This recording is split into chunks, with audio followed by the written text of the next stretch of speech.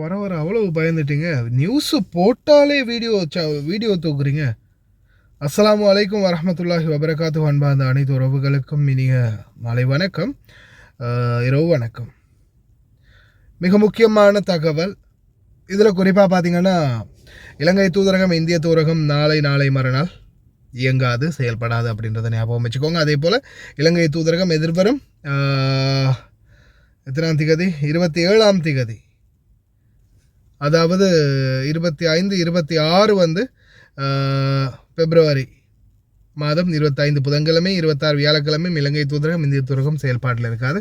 அதே மாதிரி இலங்கை தூதரகம் பார்த்திங்கன்னா 27ஆம் திகதி காலை 10 மணிலேருந்து மதியம் 2 மணி வரைக்கும் உங்களுக்கான சேவைகளை வழங்குவாங்க. கன்சூலர் செக்ஷன் அப்படின்றதையும் தெரிவிச்சிருக்காங்க. வெள்ளிக்கிழமை உங்களுடைய தேவைகள் ஏதாவது சேவைகள் இருந்தால் நீங்கள் போய் அதை நிவர்த்தி செஞ்சு கொள்ள முடியும். அன்பாத உறவுகளே, இதுவரைக்கும் 5 பேர் கொல்லப்பட்டிருக்காங்க ஈரான் நாட்டில். இதில் முக்கியமானது பார்த்திங்கன்னா, விமான விபத்து, ஒரு ஹெலிகாப்டர் விபத்து நடந்திருக்குது. ஹெலிகாப்டர் விபத்து பார்த்திங்கன்னா ஒரு மார்க்கெட்டுக்கு மேலே என்ன மார்க்கெட் அது, ஆமாம், காய்கறி மற்றும் பல வகை மார்க்கெட்டுக்கு மேலே விழுந்திருக்குது தஹ்ரானில் இந்த சம்பவம். அதே மாதிரி பார்த்திங்கன்னா ஒரு ஃபைட்டர் ஜெட் ஒன்று அதுவும் போய் வந்து பார்த்திங்கன்னா விபத்துக்குள்ளாகி ஒருத்தர் இறந்துருக்கிறாரு. 8 இடத்துல இது வரைக்கும் பார்த்திங்கன்னா கேஸ் லீக் ஆகி சரியா, யாருக்கு அதிலடா பூவை சுற்றுறீங்க. சில விஷயங்களை ஓப்பனாக பேச முடியல, பேசின உடனே வீடியோ தூக்குறானுங்க. என்னுடைய இப்போ இந்த 2ஆம் நம்பர் சேனலை வந்து இப்போ ரீசெண்டாக போட்ட ஒரு வீடியோக்காக ஒரு வாரத்துக்கு சஸ்பெண்ட் பண்ணி வச்சுட்டு கொடுத்தாங்க. மறுபடியும் வீடியோ போட்டால் இன்னும் 2 வாரமாக, அதுக்கு பிறகு 1 மாதமாக, அதுக்கு பிறகு சேனலையே தூக்கிடுவோம் அப்படின்னு மிரட்டுறாங்க. ஏன்னா உண்மையை சொன்னால் அது யாராக இருந்தாலும் கசக்கத்தானே செய்யும். அதே போல் மக்களே, இப்போதைக்கு பார்த்திங்கன்னா இந்தியர்கள், இலங்கையர்கள், இன்னும் பல நாட்டவர்கள் ஈரான்லேருந்து உடனடியாக வெளியேறுங்க அப்படின்ற இன்டர்னல்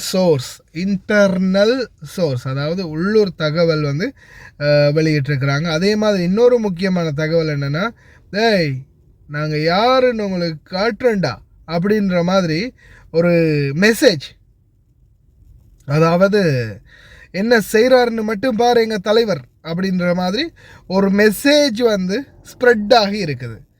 அதாவது தெஹ்ரானில் இந்த மெசேஜ் வந்து ஸ்ப்ரெட் ஆகிட்டு இருக்குது இப்போ.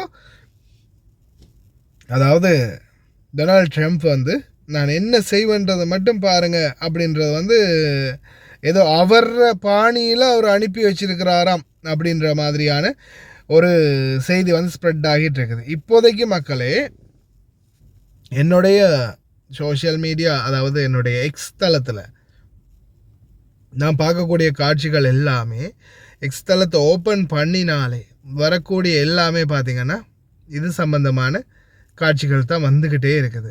பேக் டு பேக் ஒன்றன் பின் ஒன்றாக வரக்கூடிய அனைத்து காட்சிகளும் இது சம்பந்தமான காட்சிகளே தான் வருது. முக்கியமாக உடனடியாக வெளியேறணும் அப்படின்ற மாதிரி கோரிக்கை வச்சிருக்கிறாங்க பல உறவுகளும், எங்களுடைய தொழிலாளர் சொந்தங்களும் அந்த நாடுகளில் சிக்கி தவிச்சுக்கிட்டு இருக்கிறாங்க. இன்ஷா அல்லாஹ் முடிஞ்ச வரைக்கும் எந்த ஒரு பிரச்சனையும் இல்லாமல் எல்லாம் வல்ல இறைவன் அனைவரையும் பாதுகாத்து அவங்கள நல்லபடியாக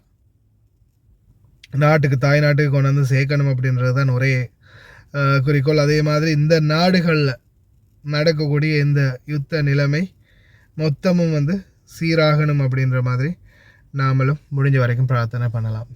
கையிலேயே சைகை காட்டுறாராம் காலவாணி போய். நல்ல சாகு வருமாடா உனக்கெல்லாம். சரி, பார்க்கலாம் என்னதான் நடக்குதுன்னு. எல்லாம் வல்ல இறைவனே போதுமானவன். ஒரு பக்கம் அந்த பிரச்சனை போயிட்டு இருக்கு, இன்னொரு பக்கம் மிடில் ஈஸ்ட் பிரச்சனை, இன்னொரு பக்கம் குவைத்தும் ஈராக்கும் மறுபடியும் முட்டிக்குது.